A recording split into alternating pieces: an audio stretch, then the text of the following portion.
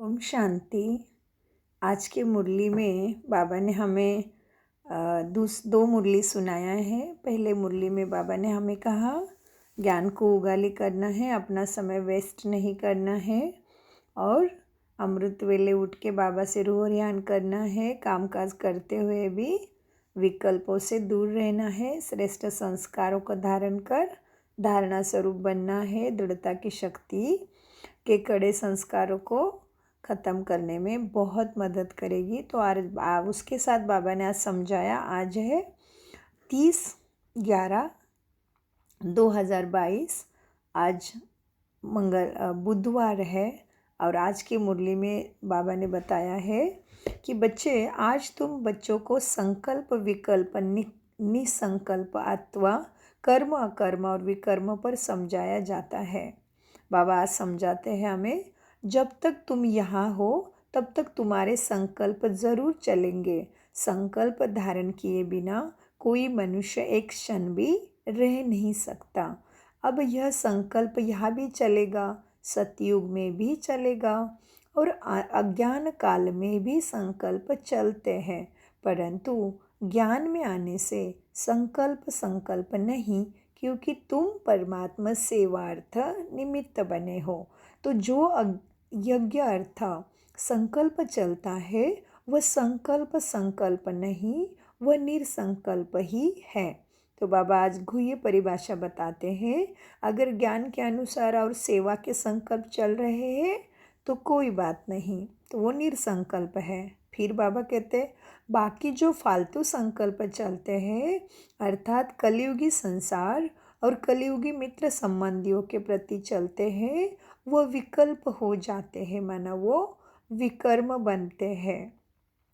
और विकर्मों से क्या मिलेगा? दुख प्राप्ति होता है। बाकी जो यज्ञ प्रति अथवा ईश्वरीय सेवा प्रति संकल्प चलता है वो गोया निरसंकल्प हो गया। फिर बाबा कहते, शुद्ध संकल्प सर्विस प्रति चले भले चले। देखो कैसे संकल्प चलाना है? शुद्ध संकल्प सर्विस प्रति। देखो बाबा यहाँ बैठा है, तुम बच्चों को संभालने अर्थ, तो इस सर्विस करने अर्थ माँ बाप का संकल्प तो जरूर चलता है, परंतु ये संकल्प नहीं, इससे विकर्म नहीं बनता।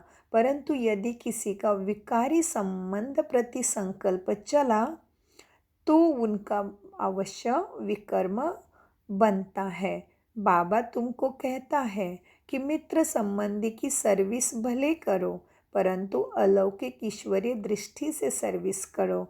वह मोह की रग नहीं आनी चाहिए। अनासक्त होकर अपनी फर्ज अदाई निभाओ। परंतु जो कोई यहाँ होते हुए भी कर्म संबंध में होते हुए उनसे मुक्त नहीं हो सकता, तो भी उसे बाप का हाथ नहीं छोड़ना चाहिए। कितनी गहरी बात कही ना बाबा ने कहा। परंतु जो कोई यहाँ होते हुए कर्म संबंध में होते हुए उनसे मुक्त नहीं हो सकता, तो भी उसे बाप का हाथ नहीं छोड़ना चाहिए। माना मुरली और ब्राह्मणों की जो धारणा है उसमें बिल्कुल भी अलबेला नहीं बनना है। फिर बाबा कहते हैं, हाथ पकड़ा होगा बाप का तो कुछ ना कुछ पद जरूर मिलेगा। अब यह तो हर एक अपने को जानते हैं कि मेरे में कौन सा विकार है। अगर किसी में एक भी विकार है तो वह देह अभिमानी जरूर ठहरा। जिसमें विकार ही नहीं है वह देही अभिमानी ठहरा।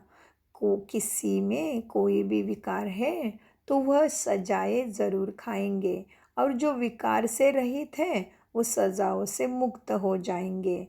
जैसे देखो, कोई बच्चे हैं जिनमें न काम है, न क्रोध है, न लोभ है, ना ही मोह है। वो सर्विस बहुत अच्छी कर सकते हैं। अब उन्हों की बहुत ज्ञान विज्ञान में अवस्था है। वह तो अब सभी भी वोट देंगे।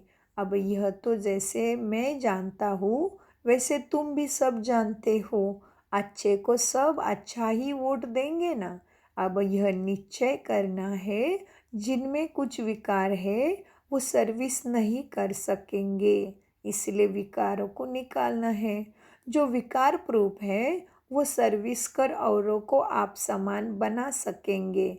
इसलिए अपने ऊपर बहुत ही संभाल चाहिए। विकारों पर पूर्ण जीत चाहिए। विकल्प पर पूर्ण जीत चाहिए। ईश्वरीय अर्थ संकल्प को निरसंकल्प रखा जाएगा। वास्तव में निरसंकल्पता अभी को कहा जाता है। बाबा कहते हैं निरसंकल्पता किसी को कहेंगे? निरसंकल्पता उसी को कहा जाता है जो संकल्प चले ही नहीं, दुख सुख से न्यारे हो जाए। वह तो अंत में सब तुम हिसाब किताब चुकतू कर चले जाते हो। वहाँ दुख सुख से न्यारी अवस्था में तब कोई संकल्प ही नहीं चलता। उस समय कर्म अकर्म दोनों से परे अकर्मी अवस्था में तुम परम धाम में रहते हो। और सूक्ष्म जहाँ पे संकल्प नहीं चलता वहाँ अकर्मी अवस्था में रहते हो। यहाँ तुम्हारा संकल्प ज़रूर चलेगा क्योंकि तुम सारी दुनिया को शुद्ध बनाने अर्थ निमित्त बने हो।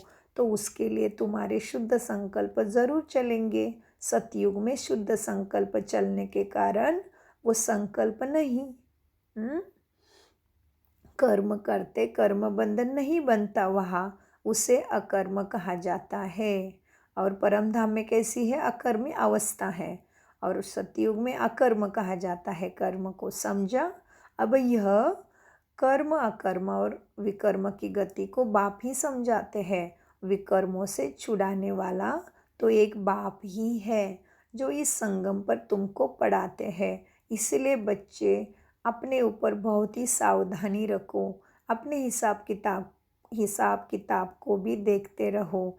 तुम यहाँ आए हो हिसाब किताब चुकतू करने, ऐसा तो नहीं यहाँ आए हिसाब किताब बनाते जाओ तो सज़ा खानी पड़े। यह गर्भजल की सज़ा कोई कम नहीं है। इस कारण बहुत ही पुरुषार्थ करना है। यह मंजिल बहुत भारी है, इसलिए सावधानी से चलना है। विकल्पों के ऊपर जीत पानी है। अब और विकल्प के ऊपर ज़रूर जीत पानी है। अब बाबा कहते अब कितने तक तुमने विकल्प पर जीत पाई है, कितने तक इस निरसंकल्प अर्थात दुख सुख से न्यारी अवस्था में रहते हो, यह तुम अपने को जान सकते हो।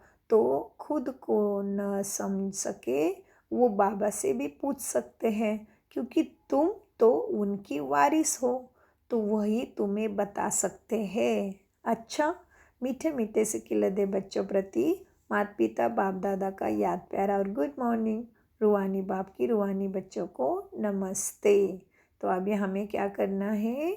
अपना ही हिसाब किताब को ठीक करना है। मंजिल बहुत भारी है तो हर संकल्प में अटेंशन रखना है। ओम शांति।